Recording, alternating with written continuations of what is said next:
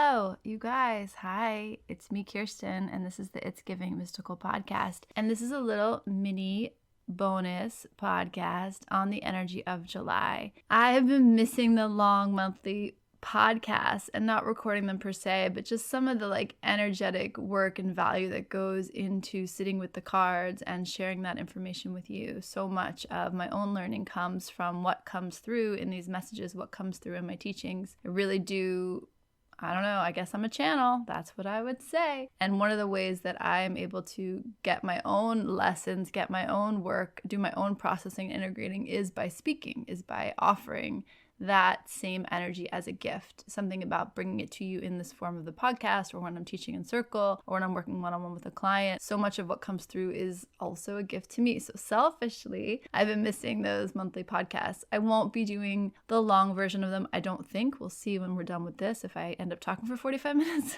Hopefully not. It's the editing that gets me, not the talking. But I am hoping that we have a little time together today to talk about these two energies, because there's so much magic here. There's so much magic in the symmetry, the harmony, the system that is the universe. We think about things like astrology, numerology, tarot, energy work, the Akasha, and it can feel like these disparate things. And then sometimes you have these moments where it comes together and you're like, it's all been here the whole time. There's something about the collective momentum, the collective weaving that we are all creating together through these systems, with these systems, in these systems. There's some message that wants to come through, and it wants to come through. I say this all the time, but we're all trying to find our way into the same room. And we have many doors for that. There's many doors into this place of flow and connection and union and love and liberation. That's the room we're all trying to get into, and we all have to find our way there. We all have to find our individual pathway, our individual doorway, the gateways, the gifts, the invitations that sing to us and that we can respond to and that we can follow through. So when you find a book you love, or a teacher you love, or a system you love, and it lights something up in you, that's your invitation, that's your doorway, that's your invitation into the room that we're all trying to get to. A little closer to love, a little closer to source, a little closer to ourselves. Okay, so one of the reasons I want to talk about this today is A, because I've been missing it, B, because the energies for this month are the Chariot and the Devil. Those are interesting energies together. We have the 7 of the Chariot, which is always with us in July, meets the 8 of the Strength year, and it brings us into this Devil energy. One of the reasons that's so cool is because we are in this nest of the 2 Capricorn full moons, the one that happened at the end of June and the one that will happen at the end of July. Capricorn is with us. The Devil is the card of Capricorn. In between those two things, we have Cancer energy. We're in Cancer season, and we have the Cancer new moon, and the card of Cancer is the Chariot. So this tension between Cancer and Capricorn, between the mother energy and the father energy, between our desire to embrace the whole world and our desire to climb the mountain. All of those things are happening at once. There's this tension between these energies. They exist on a spectrum. Cancer and Capricorn are sister signs in that they are constantly learning, reflecting, differentiating from each other. So we have this Cancer energy, this Chariot energy with us. And the Chariot energy is interesting because one of the things I always say about Cancer is that it is underratedly powerful because it is a water sign, because it is between Pisces and Scorpio, which have their own mystique about them. Cancer can get this, and because it's associated with the mother energy, with feminine energy, it can have this reputation for, people will say Cancer can be smothering or overly emotional or overly sensitive because it's connected to the moon. And yes, it is a cardinal water sign, which means that Cancer is the only sign that can generate its own emotional energy, that can generate, can birth new emotional energy. And I say this all the time. My middle daughter is a Cancer. I love her so much. Her energy is infectious in the best and the worst ways, meaning when she walks into a room in a bad mood, we are all going to know it. We are all going to feel that energy. And if she walks into the room in a good mood, we are all lifted by it. And there's something about the power of Cancer's emotional, energetic output that is so underrated, and it is, I think, a supreme superpower. And I wish every Cancer in the world knew they have the ability to enter space and wash that space in energy, and they can use those powers for good. They can use those powers to encourage transformation. They can give us something to push up against. But it is such a superpower. No other sign can do that the way that Cancer can do that. Why I say all this is because the Chariot is very concerned with power. The Chariot card is a card that is really having you investigate and understand the power of your desires matched with your will. Meaning that the Chariot card is about drawing in my essence, like drawing in my energy, and knowing that that nuclear reactor of my intensity is what will propel me forward. The Chariot card knows that they don't really need to actively move as much as they need to gather themselves, feel themselves so fully, and then join in life, join with the flow of life. The Chariot card can have an energy and medicine of control, of undue control. There's always going to be a tension around this idea of control and flow when the Chariot card comes up. So when you're dealing with the Chariot card, and I would say when you're dealing with Cancer energy, there's this way in which the water, the momentum, is really meant to flow unrestricted. And sometimes we have to test that. Sometimes we want to kind of clamp down on that. We want it to be different. We want to adjust the flow. We want to introduce new energy into the flow. We want to kind of like manipulate and experiment with our part in the play. So we become kind of very interested in how life is flowing, and we're kind of in it. And then at the same time, we have this, I want to kind of say immature, or it doesn't have any harm to it, but it can have the little bit of like see me, watch how I can choose or not choose to participate in the flow. Watch how I can close the valve and open the valve in terms of my engagement with the life force, with flow. And it does, what it reminds me of, it has that toddler energy where they do something that they don't actually want to do just to prove that they can say no. I mean, you've all had this experience, right? Where a toddler gets on this no kick and there's no. And then you can be like, would you like ice cream? And they're like, no. And they kind of want ice cream, or they want a hug, or they want to play, but they're experimenting with this idea of, I can say no if I want to. I can disconnect from flow if I want to. And I want you to think about that. Like, it's an interesting perspective. If life is moving and it has its own momentum, its own desire, its own revealing of itself. And part of your work is to be with what is, right? My work too was to be with what is, to be in the flow, to accept what life brings to you.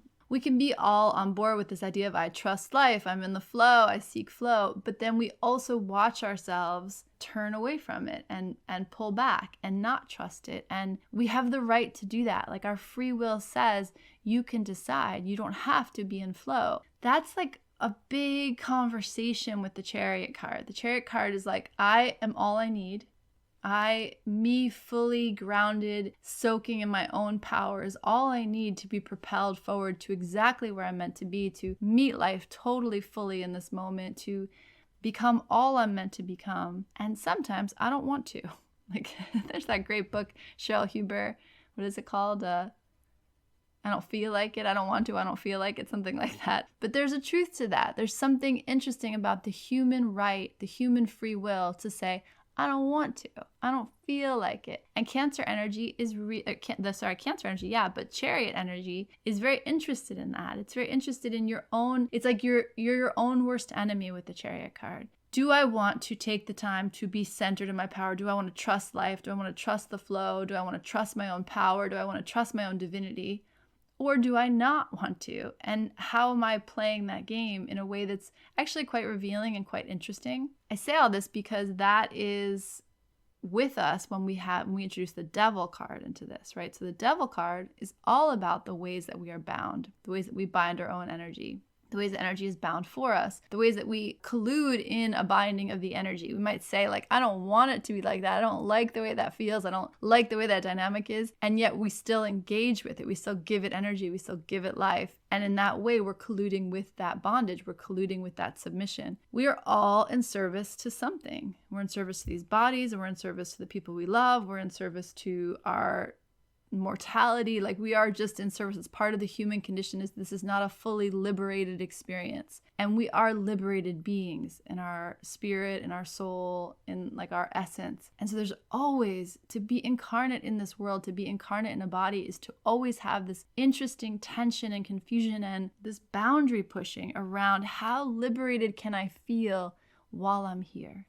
How liberated can I feel when I am in this bound body, in this bound incarnation, in this embodied experience of consciousness? That is really the heart of the devil card, right? The devil card is, you're bound. How bound are you? How seriously are you taking it? And how much do you realize that it's all just part of the game? It's all part of the experience. It's what I was saying before about that chariot energy of like, you are everything. You are everything. You are limitless and free and a divine creator in form. And yet you are in form. And so how much humor can you have about the fact that this is funny? It's funny to be this limitless divine creature who of source, experience of source, experiencing itself. Like, that's funny. It's funny. And it's this idea of we have to not take it too seriously. And my mom used to always say about the devil card, when it shows up, make sure you are laughing.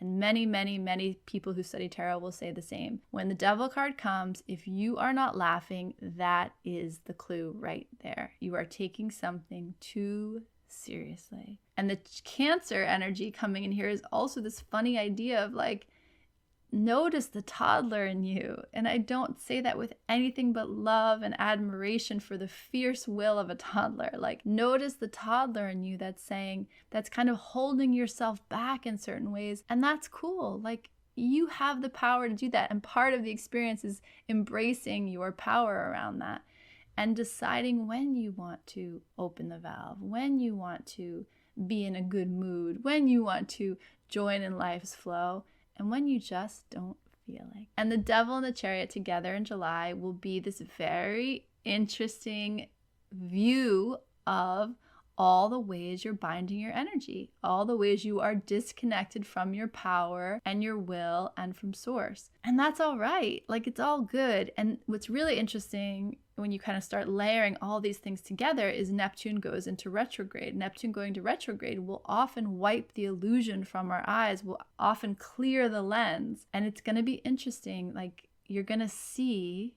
where you've bound your own energy, why, and what are you doing now? Like, okay, so I've done it that way. Do I still want to do it that way? Because you are not a toddler, right? You might have this toddler inside you, this fierce will inside of you, but because you aren't that, because you have other perspectives to bring to this experience, notice where you are self-sabotaging. Notice where you're self-sabotaging around your choice, your collusion to disconnect from source energy. And laugh about it, dude. Like, one thing I will say to you in July is, please do not take it so seriously. Cancer and Capricorn are not known for their levity. They are not known for their lightheartedness. They are not known for taking it all in stride, right? Cancer is deathly serious about their emotions, and Capricorn is deathly serious about their ambition and who they want to become and what they want to create in this world. And those two things together can get really heavy really quickly. And Neptune can further disempower us in that it's like we can lose our groundings, which can feel really scary. So we can kind of double down on that seriousness. So I like this feeling of Neptune going retrograde, because I like this idea of, okay, I see this clearly and I recognize where I have cut myself off from my power.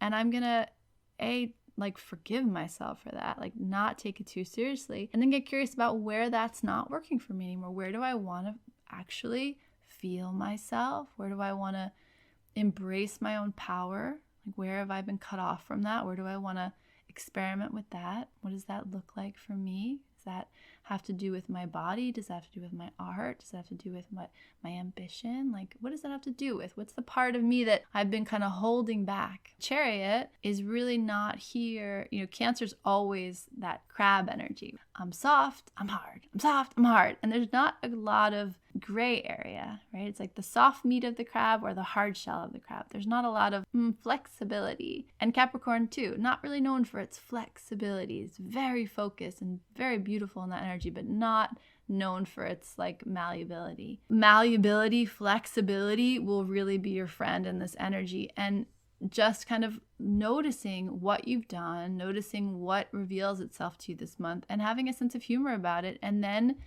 noticing, okay, this is how I've been cut off from my power. This is where I've chosen to cut myself off. This is where I've been bound. This is where I've been in service. This is where I've been giving myself away. And maybe that still works for me. Maybe that still feels really good. Maybe that's still really appropriate. And maybe I don't want to do it that way anymore. And you have such support from these Capricorn full moons to see something and say something, like to see something and be like, oh yeah, I don't want that anymore. That's not the way I want to be in this anymore. The illusion gets wiped from our eyes and we have the chance to wake up and see more clearly. Chariot and the Devil are very serious cards, and they're asking a lot of us. There's like this requirement to be strong. Be strong, be clear, take it seriously. I would say to you that is too much this month. That we have July, we have summer, we have the Leo energy coming in at the end of the month. Like, take it easy a little bit. If you look at the Chariot card and the Devil card side by side, they're not that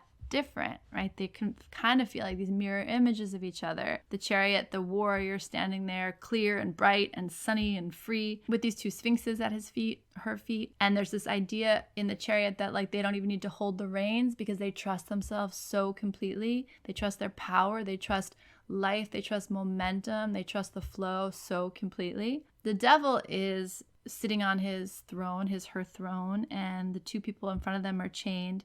But it's always a funny thing, right? Because the chains are always loose. And there's this idea of contentment in your servitude, contentment in the ways you've held yourself back, you've tampered the flow. I think it's Marianne Williamson who says, we're not afraid of how powerless we are, we're afraid of how powerful we are. I totally butchered that quote, but I'm sure you've heard it before. And if you haven't, look it up. Because the idea is that really, really what holds us back in life is the knowing of how deeply powerful we are.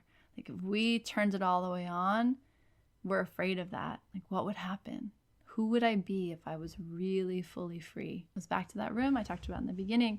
Like, we're all trying to get there. And yet sometimes, and this is why you don't judge someone else's journey. You don't judge where someone else is. You don't say you should have done it that way because that's bullshit. You don't know how someone should do it. You don't know what pacing is right for someone. You don't know what their own internal thermostat is saying about this feels good, this doesn't feel good. I want this much flow. I don't want this much flow. What would happen if I just stopped it all together? That's a choice people make. Let them make that choice. That's their right. That's their free will. That's their path, right? Their journey. And you don't want anyone judging yours, so don't judge anyone else's. I think I put it on Instagram. Forgive myself for the times when I turned it all the way off to protect myself. That's valid and true, and we've all done it. And Cancer gives us that power. Cancer gives us, the Chariot gives us the power to close the gates, shut it up. I don't want to hand it out. I don't want to give it away. I need to sit here for a minute and remember what's mine. The Devil says, you have the right to choose.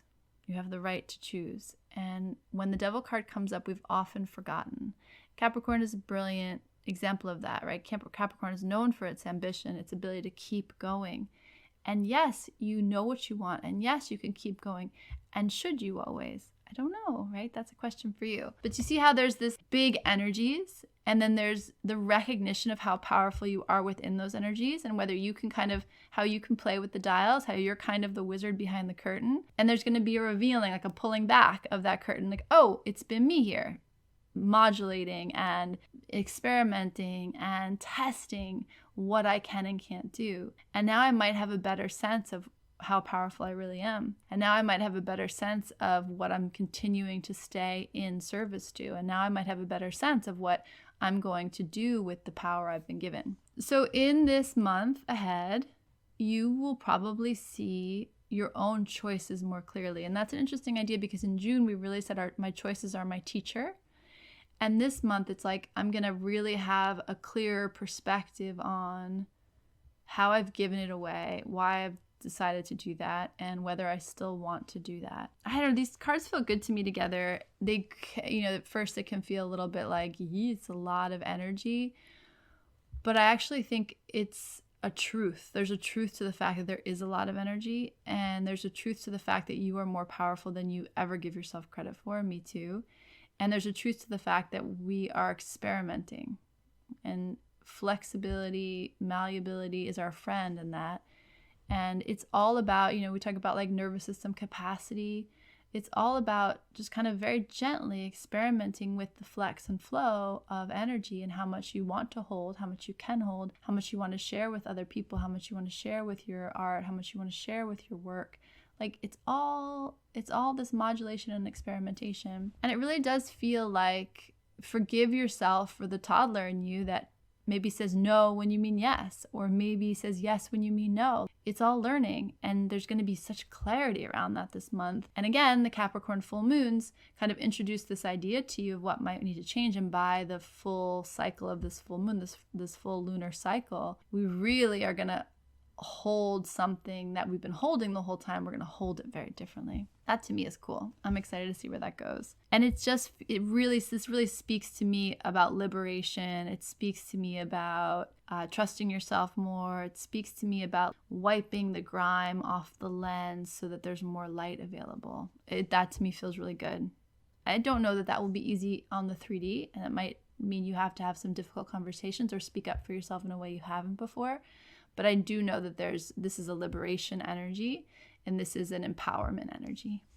Okay, cool. Happy July, babies. Enjoy the sunshine. Enjoy your clarity and your liberation, and enjoy the whole show. Like, enjoy the fact that you can say no when you want to, and you can stomp your foot if you want to. And that's cool. That's part of the process. It's part of the growth. It's part of the learning. We are always okay, and we are always right on time. And life is not easy, but it's cool. All right. I'll talk to you later. Bye.